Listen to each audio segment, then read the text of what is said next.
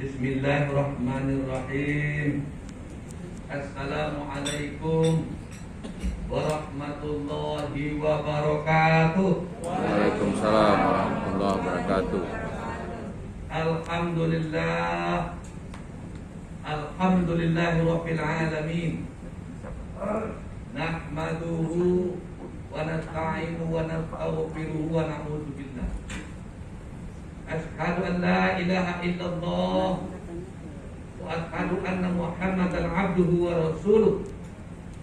Allahumma shalli ala Muhammad wa ala ali Muhammad kama shallaita ala Ibrahim wa ala ali Ibrahim wa barik ala Muhammad wa ala ali Muhammad kama barakta ala Ibrahim wa ala ali Ibrahim fil alamin innaka Hamidum Majid. Amma ba'du fa ya ibadallah ittaqullah haqqa tuqatih wa la tamutunna illa wa antum muslimun. Qala Allah Ta'ala fil Qur'anil Azim. A'udzu billahi minasy syaithanir rajim. Bismillahirrahmanirrahim. La yukallifullahu nafsan illa wus'aha. Laha ma kasabat wa 'alaiha ma kasabat. Rabbana la tu'akhidna in nasina aw akhtana. Rabbana wa la tahmil 'alaina isran kama hamaltahu 'alal ladzina min qablina. Rabbana wa la tuhammilna ma la taqata lana bih. Wa'fu 'anna waghfir lana warhamna anta maulana fansurna 'alal qaumil kafirin. Amin. Amin. Sadaqallahul azim. Yang sama-sama kita hormati Bapak Ketua Umum Kebuminan yang dalam kesempatan ini diwakili oleh Bapak Wakil Ketua Umum bidang organisasi, senior kita, kakak kita, orang tua kita, tokoh kita, Bapak Mayor Jenderal Polisi Purnawirawan Dr. Marwan Farid. Setiap kita ada acara, beliau selalu hadir. Inilah yang membanggakan kita. Jujur dari lubuk hati yang paling dalam, saya hadir di Kebuminan ini adalah atas ajakan beliau dan dukungan dan support dari beliau. Yang saya hormati Bapak Sekdes Kebuminan, Bapak Darkasim Nurdin, yang beliau juga selalu hadir dalam acara-acara kita. Tepuk tangan untuk beliau. Yang saya hormati para wakil ketua dan sekretaris. Ketua Kebuminan ini hebat sekali. Kebuminan DKI menurut saya. Wakilnya itu seorang datuk, namanya Datuk Nansati, Pauli Bahar Datuk Nansati. Satu lagi adalah sekwilnya, Yusrida Koto Datuk Temanggung. Ketua wakilnya, kalau ketua kayak apa kira-kira ini? Wakilnya saya Datuk gitu. Wakil ketua bidang budaya di pakar hukum di Bapak Azharida SHMH. Ada Dewan Penasehat yang berani marah sama saya mantan suara, yaitu namanya Pak Irwan Samsuar. Suaranya lantang. Kalau nggak paham sepertinya marah terus dengan Pak Irwan, pada hatinya baik sekali. Belahlah dadanya Pak Irwan itu, hatinya sangat bersih. Dan para pengurus-pengurus DPD ke wilayah Jakarta yang saya banggakan, serta seluruh para pengurus yang saya banggakan, dan hadirin para undangan yang berbahagia. Saya atas nama Ketua Kebuminan mengucapkan ribuan terima kasih atas kehadiran atas kehadiran pada acara kali ini. Dalam suasana pandemi saat ini, saya memang agak usil sedikit. Dari mulai persiapan, saya katakan tidak ada yang duduk di dalam ruang ini tanpa masker. Saya katakan dengan sampai mengusir, tidak ada yang duduk di sini tidak pakai masker. Tadi pagi saya datang ke sini, saya atur lagi agar tempatnya cukup 3 saja. yang lain adalah untuk kesehatan. Untuk apa? Untuk kita mempersempit penularan COVID-19 ini. Saya memang mengatakan dalam awal persiapan, makanan dan snack sifatnya di box semua, dan saya tidak mengizinkan makanan dimakan di sini. Makanan dibawa pulang. Tidak ada yang makan dalam ruangan ini. Salah satu mempercepat penularan adalah pada waktu kita makan bersama dan kita buka masker semua. Kita harus bantu pemerintah ini. Sebagai orang yang beragama Islam, tadi dibacakan dalam Al-Quran, dan saya tidak menyuruh mereka membaca itu. Betul, ini materi yang akan disampaikan. Ada dua dalil yang harus kita Atiullah wa atiur Rasul wa ulil amri minkum. Taatlah kepada Allah, taatlah kepada Rasul, taatlah kepada pemimpin penguasa yang kita pilih. Siapa? Presiden dan perangkat bangsa. Apabila kita tidak patuh, kita melanggar aturan yang ada dalam Al-Quranul Karim. Atiullah wa atiur Rasul wa ulil amri minkum. Orang Islam yang tidak patuh kepada pemimpinnya, dia melanggar Al-Quran yang menjadi pegangan hidup. Kalimat yang keluar dari mulut kita cuma satu, sami'na wa ata'na. Kami dengar dan kami patuhi, bukan sami'na wa asaina. Untuk itu saya ingin menyampaikan sedikit tentang pandemi ini. Ada 4 strategi yang dilakukan pemerintah untuk mempersempit penularan COVID-19 ini. Yang pertama adalah 3T. Apa itu 3T? Testing, tracing, treatment. Apa itu testing? Orang dites positif atau tidak? Ditelusuri, tracing. Kalau memang dia positif, di treatment, dirawat, diobat mereka. 3T. Yang kedua, 5M. Yang pertama, memakai masker. Yang kedua, menjaga jarak. Yang ketiga, mencuci tangan dengan sabun atau hand sanitizer. Yang keempat adalah menghindar dari kerumunan. Sekarang kita usahakan kita tidak berkerumun, kita berjarak. Yang kelima adalah mengurangi mobilitas kegiatan. 5M, 3T, 5M. Ada satu lagi strategi pemerintah untuk memutus mata rantai ini, adalah vaksinasi. Saya menghimbau kepada seluruh warga Guruminang saya DKI Jakarta, kalian semua harus wajib untuk divaksin. Katakan wajib untuk divaksin. Vaksin bukanlah obat, bukanlah antivirus. Vaksin adalah menambah antibodi di tubuh kita. Dari hasil penelitian selama ini, orang yang terkena positif COVID-19 yang sudah divaksin 2 kali, pemulihannya tidak sampai 2 minggu, 3 minggu sudah selesai. Tapi yang belum divaksin berbulan-bulan pemulihan dan bisa mengakibatkan meninggal dunia. Jangan main-main dengan vaksin-19. Itu saya selalu mengimbau kepada kita semua. Mari kita patuhi pemerintah ini.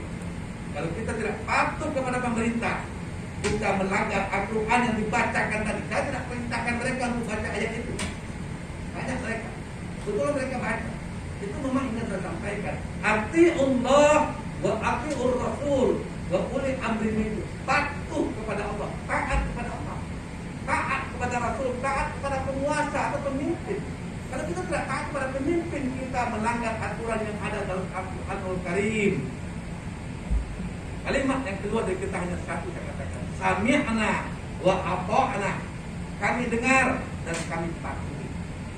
Mari kita sama-sama patuh apa yang pemerintah. Karena ada satu pemerintah pun yang ingin rakyatnya susah. Lagi saya katakan, tidak ada satu pemerintahan pun yang ingin rakyatnya susah. Pasti inginnya adalah bagaimana rakyat sejahtera. Ini saya tekankan sekali lagi, saya menghimbau kepada seluruh warga Guruminang DKI Jakarta, baik di Kepulauan Seribu, vaksin, ikutlah vaksin 1 kali, 2 kali. Dalam catatan pemerintah untuk DKI Jakarta sudah 100% divaksin ikut yang pertama. Untuk daerah kita di ranah sana, lalu tercatat 23%. Beberapa waktu yang lalu saya menyampaikan dalam virtual meeting dengan Bapak Luhut Binsar Panjaitan dan dua menteri saya itu. Satu yang saya sarankan, mohon dilibatkan tokoh agama Islam, agama Nasrani, Hindu dan Buddha dalam pelaksanaan vaksinasi. Terkadang di kampung-kampung kalimat yang keluar dari lisannya seorang tokoh agama lebih didengar daripada aparat pemerintah. Saya sampaikan dalam video. Kenapa? Saya mohon maaf tidaklah menepuk dada rasanya. Rasanya saya lah yang pertama kali ngomong tentang COVID-19 ini di masjid pada tanggal 18 Maret 2020 di masjid. Di Masjid Raya Kota Tangah saya pertama ngomong tentang COVID ini. Saya baru bicara tentang Wuhan dekat dengan Shanghai, negara China, ada sekarang namanya wabah pandemi namanya Corona.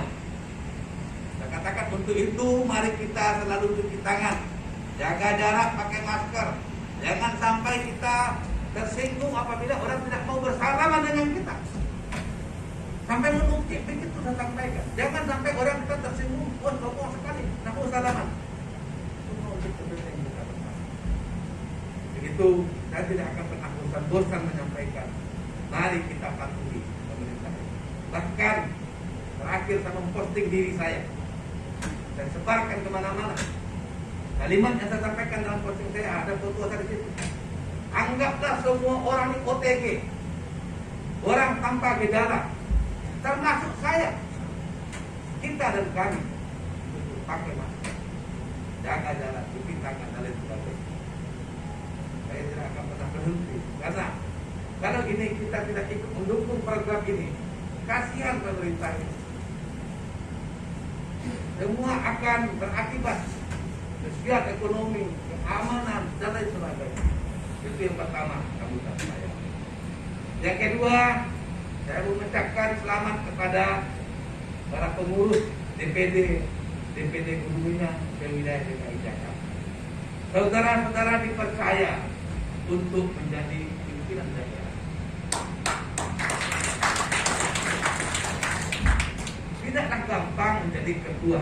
Ada 3 persyaratan jadi ketua kegiatan sosial yang harus kita bisa laksanakan. 1, kita harus siap mensedekahkan sedikit waktu kita untuk kepentingan masyarakat yang kita pilih.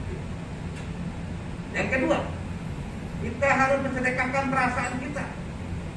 Terkadang kita dah kata-kata benar dan capek, tapi setelah tutup melakukan bahkan disalahkan. Itu biasa dalam kehidupan sosial. Benar kata kita, kalau orang kampung kita mengatakan lah masaji duit lewat gereja di orang lain. Itu di kampung. Lah dua uang masaji gereja di orang. Lah uang elok uang buruk di orang. Itulah jadi masyarakat. Yang ketiga, terkadang apa yang kita miliki kita sedekahkan untuk kepentingan sosial kelompok kita. Kalau ini tidak dipegang, kalian akan kecewa nanti. Katakan kalian akan kecewa kalau 3 ini tidak kalian pegang dalam-dalam. Sedekahkan waktu. Dan kalau Pak Azwar Anas mengatakan bahwa orang-orang yang mengikuti kegiatan sosial orang gila. Kenapa dikatakan gila kata Pak Azwar Anas? Enggak digaji, enggak dikasih pangkat, enggak dikasih jabatan. Tapi kok mau? Saya kalimat yang saya jawab. Saya mau kenapa? Allah tidak pernah tidur. Allah melihat khairun nas anfa'uhum linnas. Orang baik adalah orang yang bermanfaat bagi orang lain. Islam tidak pernah mengajarkan orang baik itu adalah orang yang tua agamanya bagus, tiap hari ke masjid, tiap tahun ke Mekah. Bukan itu orang baik di Islam. Orang baik di Islam adalah khairun nas anfa'uhum linnas. Orang baik adalah yang bermanfaat bagi orang lain. Itu jadilah orang-orang yang bermanfaat bagi orang lain. Terakhir sebelum dari mimbar ini, ada satu yang ingin saya. Sebagai purnawirawan Polri, saya berbangga hati. Tanggal 19 November 19 Agustus yang lalu, pemerintah mengeluarkan peraturan kepolisian nomor 8 tahun 2021 tentang penanganan perkara pidana dan peraturan justice. Apa itu restoratif justice? Ada dua kubu hukum pidana ini. Satu kubu namanya retributive justice, yang kedua namanya restoratif justice. Apa itu retributive justice? Retributive justice adalah semua perkara pidana harus diselesaikan di pengadilan. Itu retributive justice. Atau motonya, walaupun esok langit akan runtuh, hukum harus ditegakkan. Itu retributive justice. Tapi kalau konsep restoratif justice tidak seperti itu, kapan? Di mana? Kepada siapa hukum ditegakkan? Janganlah dengan penegakan hukum membuat peserta lebih tidak tertib. Hukum ditegakkan ujungnya adalah kita ketertiban dalam masyarakat. Maka konsep restoratif justice ini kebetulan, mohon maaf, saya adalah diberi amanah waktu tugas diterima sebagai dosen. Maka saya berbangga hati sekali saat keluarkan peraturan nomor 8 itu. Saya posting kemana-mana agar masyarakat Indonesia khususnya Minang memahami tentang peraturan nomor 8 itu. Apa itu restoratif justice yang kita ketahui?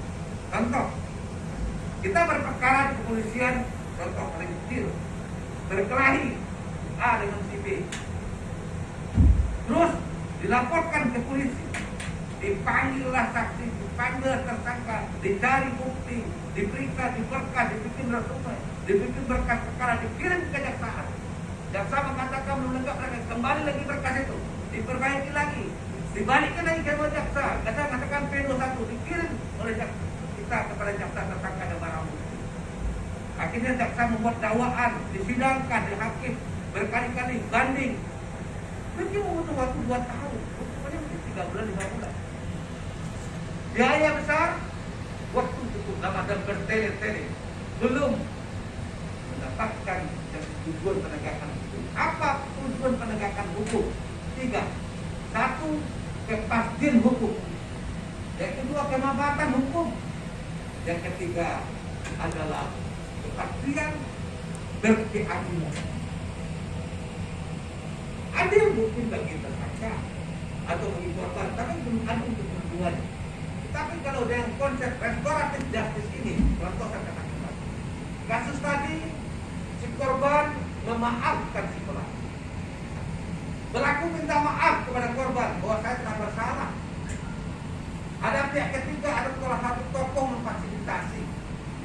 Lalu namanya diselesaikan secara kekeluargaan, bikin pernyataan, laporkan ke polisi. Polisi hentikan perkara itu, selesai perkara itu. Begitu singkat.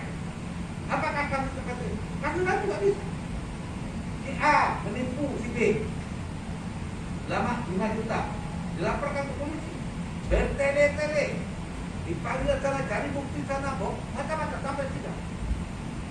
Si korban uangnya nggak kembali. Walaupun ditipu 5 juta, dilaporkan ke polisi, ini ada pakar hukum, uang nggak kembali. Uang kembali tutup lagi di perdata. Jangan dikira lapor ke polisi kasus penipuan, laporkan tersangka itu, terus dia disidangkan hukum dia uang tidak kembali. Uang kembali apabila dilanjutkan dan tidak perdata. Ya, Pak Hukum. Bertele-tele, tapi kalau diselesaikan dengan konsep restoratif justice, si korban mengatakan, saya memaafkan, dia mengaku minta maaf, saya kembalikan uang kamu 5 juta, selesai kasus itu. Si korban adil, si tersangka pun adil. Begitu. Itu saya sudah posting, akan dibaca. Kita berharap tidak satu pun yang bermasalah dengan hukum. Namun apabila ada saudara bermasalah dengan hukum, sampaikan kepada polisi. Kami minta kasus ini diselesaikan dengan undang peraturan nomor 8. Sampaikan ke polisi. Polisi wajib untuk mentaatinya. Ini berlaku untuk polisi dan seluruh masyarakat. Beberapa waktu yang lalu, 2 hari yang lalu kemarin saya telepon dengan Pak Wakil Ketua Umum tentang adanya. Rupanya beliau dulu pernah mengadakan rapat atau membuat S3. S3 itu Solo Kota, Solo Kabupaten, atau Solo Selatan. Membahas tentang perkara-perkara yang seperti ini, sengketa sako dan sako. kesimpulan daripada movement itu adalah agar pemerintah mensikapi ini. Perkara-perkara masalah adat, tako dan putako tidak ditangani polisi dulu sebelum diselesaikan oleh kerajaan adat. Itu permintaan beliau dari hati movement. Saya jawab kepada beliau, kalau nggak salah perda di Sumatera Barat melakukan perda apabila perkara-perkara menyangkut tako dan putako, polisi tidak menangani dulu sebelum kerajaan adat mengatakan kasus ini tidak bisa ditangani. Tapi namanya perda, kekuatan itu nggak kuat. Polisi mengatakan kalau diselesaikan saya juga salah karena ada unsur pidananya. Tapi sekarang tidak ada alasan untuk tidak menyelesaikan dengan penanganan dan keadilan. Lagi saya katakan saran kepada beliau kemarin, bahwa betul saran saya Kubu Minang mengeluarkan maklumat kepada seluruh warga Kubu Minang se-Indonesia ini untuk bisa membaca, mengerti dan memahami tentang Perpon nomor 8 ini agar kita menjadi ujung tombak dalam mensosialisasikan Perpon nomor 8 ini, dan bila perlu Bapak Ketua Umum dengan beberapa pengurus langsung hadap Kapolri untuk memberikan dukungan tentang pelaksanaan Perpon nomor 8. Yang paling akhir, saya ingin menyampaikan kepada Bapak Ketua Umum dan Pak Sekjen, kami sudah melonsing 3 program di Kubu Minang DKI Jakarta. Dan ini sudah kita sampaikan juga di Banten. Terkendala satu mengenai yayasan. Apa kendalanya? Kami menjadikan hotel ini sebagai alamat domisili yayasan. Tapi rupanya alamat domisili hotelnya masih bermasalah. Kami coba dan telusuri, kami harus pindah lagi domisili.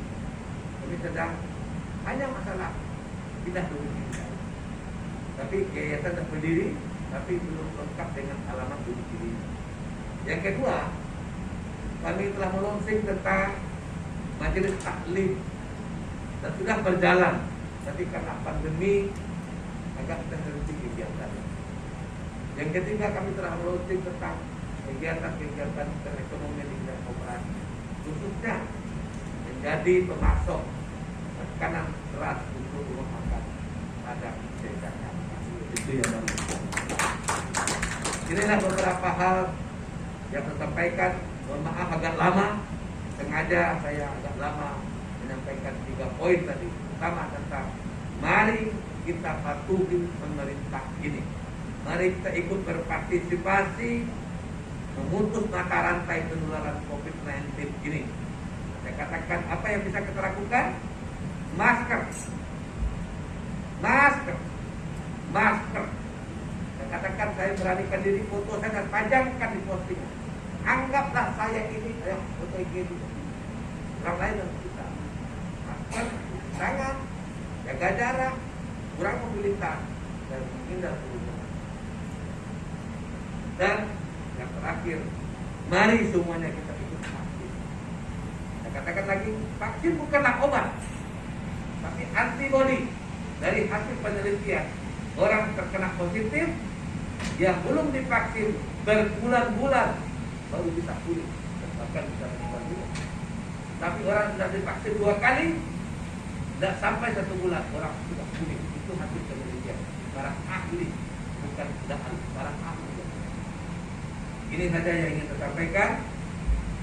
Saya izin, mohon maaf, sebelum saya turun nanti, saya minta pada Bapak Wakil Ketua Umum sedikit memberikan arahan kepada kita, khususnya kepada adik-adik saya yang baru saya lantik, untuk sudahi, mohon maaf atas segala kekurangan, hanya Allah lah yang billahi taufiq wal hidayah. Wassalamualaikum warahmatullahi wabarakatuh.